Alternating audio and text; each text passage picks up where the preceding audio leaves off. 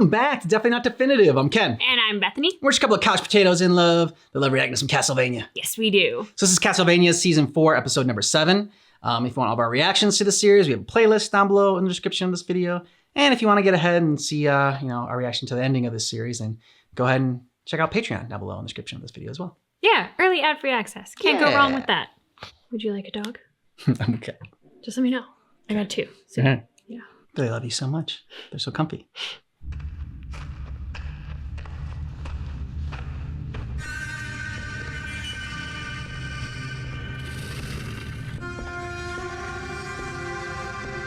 The trick worked. The stupid little trinkets you found on that human body. I think they steal things from their own court. I always wondered if they were confusing our senses with... Is that a Ouija board? Yeah, right. And then probably thinking it would make him resistant to swords. That's a neat little trick. Yeah. There. That's their underground court. She took the tracking stone. My plan was It's a magnificent. tracking stone. We call it a tracking device. It wasn't your plan. It was my It wasn't a plan. device, it was a system. Dracula sent me here. Now I will return him to Earth and present it to him. You're just my little helper. Fuck you to hell, Varney. Ooh. I am entirely fucking finished with propping up your delusional bullshit just to get things done. Nice, good for you, dude. I am a soldier. I still do not know what the fuck you are supposed to be. Oh! I was thinking the same thing. Oh, Racco, my boy. You're a criminal too. I know you. I smell the death on you. You've committed crimes. I'm a committed soldier. Are you justifying yourself? Eat shit. I fight wars. War is when you kill so many of the other side that they can't fight you anymore. Prancing around. I have a feeling there's about to be isn't a battle war. here between you two. Stealing into a tent and cutting every throat in sight is war. Ooh. Killing every baby in a town and disappearing. That's war. My God. Crimes. Those are war crimes. You vampires who think it's all about wit. I use the word loosely because you are a shithead for the ages, being charming, using clever words, desperate for people to admire you. You're not a vampire. You let him talk to you like this, dude? I'm a fucking vampire. Oh, I good lie. speech. I take everything anybody has, every last fucking drop, and then I hunt for more. I'm a vampire. I am fucking perfect. Oh. Whatever. You made me angry. I don't like to be angry. Why ever not? Anger makes you kill, surely. Yeah. I bet you even... You love to kill. That's just that I don't think he needs to be In my angry to kill. dreams, I am nothing but motion and fear and hunger. And all the people in the world are lined up like animals in pens. People forget what we are. I think you'd like the Vampire Sisters plan. Yeah, for sure. Him and Carmela would have gotten along. Well, you seem to have taken over the effort above ground. Look, we're done screwing around. You are going to show us your fabled underground court. I think it's time for you to go to the underground court. It's her decision, of course. Isn't that what I just said? Oh, I don't know. I stopped listening a second or two after you started mewling about what you want. Then I decided it was time for you to follow me. Know your place. Oh. Yes, Sypha. Let's take a look at this place first.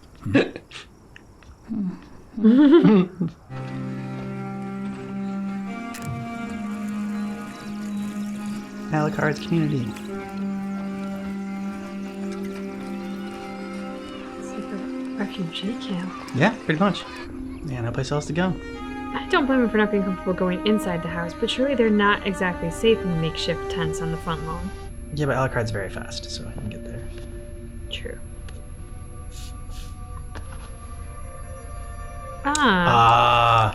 Well, we know what these things are now. Yep. Masterly. Masterly. Nobody's gonna miss that.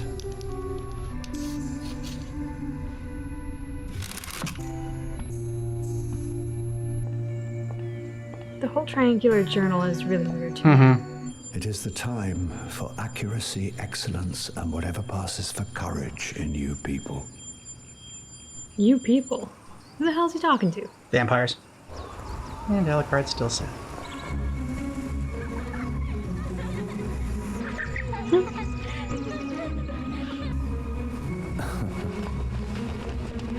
Leap of faith? Boo. That was nice of you. I didn't realize anyone was watching. I was looking for you. Bet Imagine you my were. surprise when you dropped out of the sky and frightened a year's growth out of the little bastards. It was nice of you. They don't all have an adult who'll pay any attention at all to them. Let alone plummet down on them like death from above, I suppose. You gave them a story they'll be telling forever. Yep. I heard them laughing. It's been a while since children laughed here. I wanted to talk to you about defenses. And I wanted to ask about your food supplies. I was hoping we could use some of the dried meat you have to make meals go a little further. Use it all. Seriously. I tended to forage fresh food in the mornings, but I'm sure I have some preserved things in the pantries. You don't actually know what you've got in your castle, do you? Nope. Not really. Not food-wise. It looks like you were feeding an army in there up until a couple of months ago. Well, that wasn't me. Let's talk about something else. Defenses. I mean, I hope just closing your castle doors will keep people away, but... We're going to start losing the light soon. Let me show you where the weapons are kept. And then we'll look at the outside. There you go.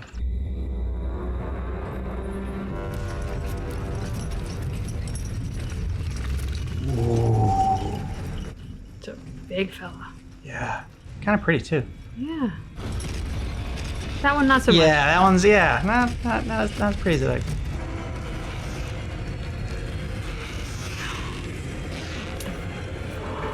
Stitching together some monsters.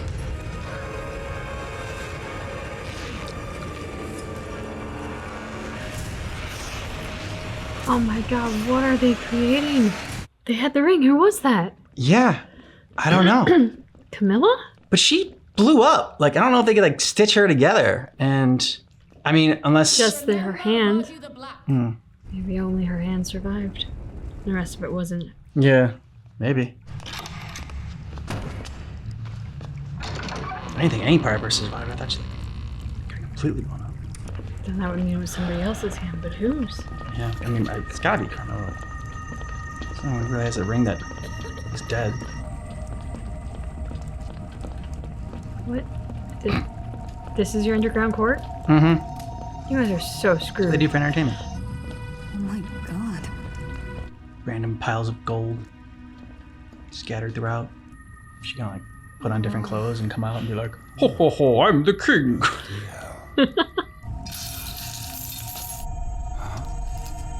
Can't be. That's like a useful tool. You found a new... Not a toy. Nice. The story goes that a mad Norwegian vampire hunter went to India, and he convinced the weapons master of the Rajaputrakans to make him this thing. The real question is how it ended up here. See? Sign of the cross. Hindu vampires wouldn't have the faintest idea why he was waving across at them. Turns out that if you put a big geometric shape right up close in their field of vision, it confuses the shit out of their brains and, makes them panic. Huh? How do you even know that? Studied. I learned all kinds of things when I was going to be a heroic monster hunter, remember? If you're keeping stuff like this down here, then why aren't you using it up there? Because your betters wish it so. Then it's time I meet Betters. I didn't say you could meet them. They're resting. them. Yeah, well, time to stop sleeping through all They this. don't exist. Yeah. Look into my eyes. Do you really, really want to make my life any more annoying right now? Wakey, wakey, you shower of ourselves. Well, I dead. see why they're so remarkably unconcerned about everything. Oh, Yeah. this is just wrong. The apocalypse will never claim us. The catastrophe of Targovishta will never happen again. We are taking back control of our country. No, you're not. Targovishta isn't a country. It's the beating heart of the country. Not even a Pile of city. ruin. It's the greatest city in the world. No, it's not. We're taking back control. Control. Yes, letting your people starve and swim around in their own shit. We neglect no one in the underground court. These people have cracked lips. And you are blowing water back there. holy water. Where did you get it if you killed all the priests? We recovered it from intact religious buildings. You could have used it to give people something to drink. The court must be defended. What if we'd let people drink it all? And then There's no vampires court. cross the edge and Well, that doesn't even work. And you're defending 2 dead bodies. They will wake. Their majesties will awaken from their royal sleep and save us all. You have lost it. Insane. Yep. Of course I'm insane. The fuck? What now? I went insane the day Dracula hit the city. I saw his face in the sky. It was like the devil himself punched the world. How could you not lose your mind seeing hell touch your home? You got a point. So you're not so crazy that you don't know you're crazy. They will wake. They are magicians. They journey in the subtle realms to recover their strength, and I have to defend them until then. Gives her purpose in life. You have been suffering for so long. I am not suffering. This is the great work. This is my glorious duty.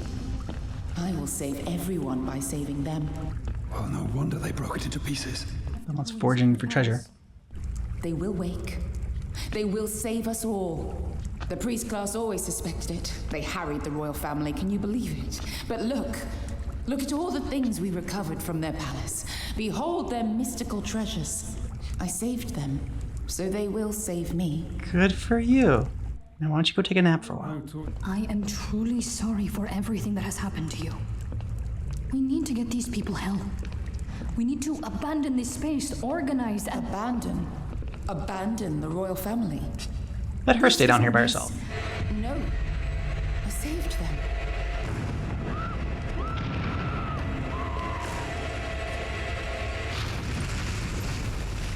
You didn't save anyone. Mm-hmm. But you condemned a lot of people to die.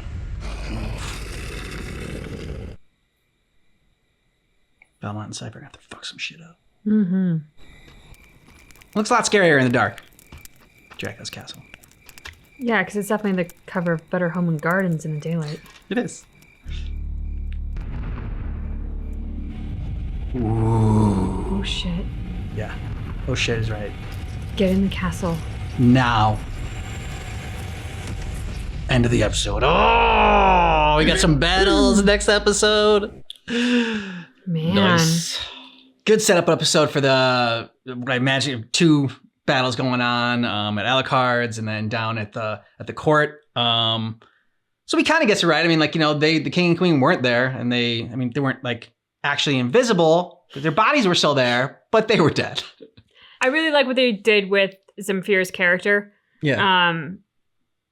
Because like they're a very frustrating character to us in the audience because they are not contributing anything positive to the situation. Yeah, true. And people are suffering. So like you want to slap them to knock sense back into their brain. And yet what's being shown here is something that you hear about in cases of horrific traumatic events. Mm-hmm. There is just the need to try to retain some of what you know to be normal. Mm-hmm.